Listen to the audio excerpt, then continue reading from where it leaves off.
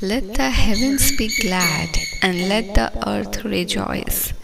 Let the sea roar, and all the things it contains. Let the field be exultant, and all that is in it. Then all the trees of the forest will sing for joy before the Lord, for he is coming. For he is coming to judge the earth. He will judge the world with righteousness, and the people in his faithfulness. Akash Anand करे और पृथ्वी मगन हो, समुद्र और उसमें की सब वस्तुएं गरज उठे, मैदान और जो कुछ उसमें है वह प्रफुल्लित हो। उसी समय वन के सारे वृक्ष जय जयकार करेंगे। यह यहोवा के सामने हो, क्योंकि वह आने वाला है। वह पृथ्वी का न्याय करने को आने वाला है। वह धर्म से जगत का और सच्चाई से देश देश के लोगों का न्याय करेगा। राजाओं के राजा, प्रभुओं के प्रभु परमेश्वर, तेरे तुल्य जो सामर्थी नहीं, तेरे तुल्य जो कोई प्रेमी नहीं, तेरे तुल्य जो समय की रचना कर उसे अपने सामर्थ्य के अंदर रखने वाला कोई और नहीं। आकाश को तंबू के समान खींचने वाला और समुद्र को अपने परमेश्वर, अपने कुप्पे में भरने वाला, अपने हाथों में लेने वाला और कोई परमेश्वर नहीं। वचन कहता है, पहाड़ों को बित्ते से नापने वाला, आदि से अंत की बातों को बोलने वाला, जीवन से लेकर मृत्यु के अधिकार को रखने वाला, मृत्यु के ऊपर भी अपने ही नाम का अधिकार रखने वाला परमेश्वर तू है। एक एक को नाम लेकर बुलाने वाला, एक एक को अपने सामर्थ्य और अपने प्रेम में यीशु में जोड़ने वाला, और हमसे अनंत प्रेम रख हमारे लिए अपने परमेश्वर पुत्र को, इकलौते हमारे परमेश्वर, अपने बिगॉटेन सन को देने वाला परमेश्वर तू ही है, जिसने हमें परमेश्वर उस वे ऑफ सैक्रिफाइस को दिखाया और सिखलाया कि paying cost for loving someone क्या है।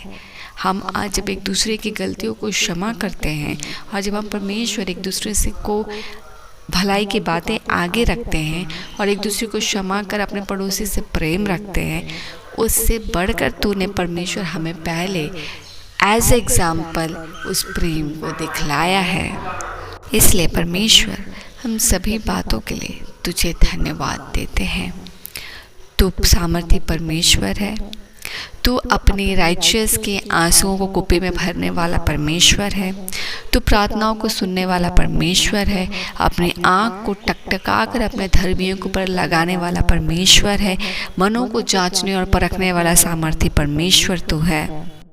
मनुष्य का मन सबसे ज़्यादा धोखा देने वाला परमेश्वर मन होता है, जो विचलित होता है और तू उसे जांचता है। तो हमारे विचारों को जांचने वाला और हमें अपने मार्ग पर चलाने के लिए सामर्थ रखने वाला परमेश्वर है। हमें परमेश्वर हमारे एक एक के जीवन पर अपनी योजना को लिखने वाला और उसे पूरा करने वाला परमेश्वर तू है। हमसे प्रेम करने वाला, हमारी गलतियों को क्षमा करने वाला और फिर हर दिन अपने अनुग्रह में हमें चलाने वाला परमेश्वर तू है। तू ही हमारा पिता है, तू ही हमारा मित्र है, तू ही हमारा राफा है, तू ही हमारा चंगा करने वाला है, तू ही हमें डिलीवर करने वाला परमेश्वर है, हमें छुटकारा देने वाला परमेश्वर है और हमें राहत देने वाला परमेश्वर भी तू है। हम जिस तरह परमेश्वर पीटर कहता है, परमेश्वर पतरस यीशु से कहता है कि हम तुझे छोड़ कहाँ जाएं परमेश्वर, क्योंकि जीवन की बातें तुझ में ही है। जीवन और मृत्यु सारी बातें तुझ में है पिता। हम अपने अनंत परमेश्वर को छोड़ और कहाँ जाएं। हम प्रार्थना करते हैं पिता कि जब तू हर दिन हमें समेट कर यीशु में नया करता है, तो तेरी योजना के साथ हर दिन हमारा आशीषित हो, हम ग्रहण योग्य हों और हमारे जीवन से तेरी योजना पूरी हो। कि जब परमेश्वर तू न्याय को आता है, जब तू परमेश्वर हमारे निर्धारित समय में हमें अपने पास ले जाता है, हम परमेश्वर तेरे को तुझसे मिलने के लिए तैयार रहने को पाए, ताकि हमारा जीवन आपके लिए और गवाहियाँ आपके लिए ग्रहण योग्य होने को पाए। आज के दिन जब तू ठहराता है पिता, ये आशीषित हो।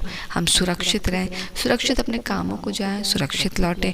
हर कामों में तेरा नियंत्रण, दखल, शांति, अगुवाई, सहभागिता हो, सुरक्षा हो, और हम ब्लेसेड होने को पाए।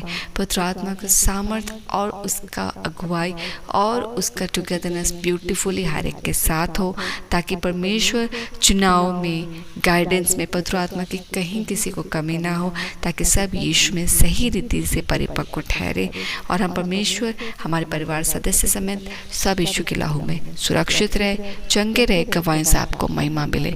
धन्यवाद का भेंट चढ़ा इन सभी प्रार्थना को मांगते हैं पिता, अनुग्रह सुनिए, स्व के राज में ग्रहण कीजिए, यीशु के नाम से, आमेन।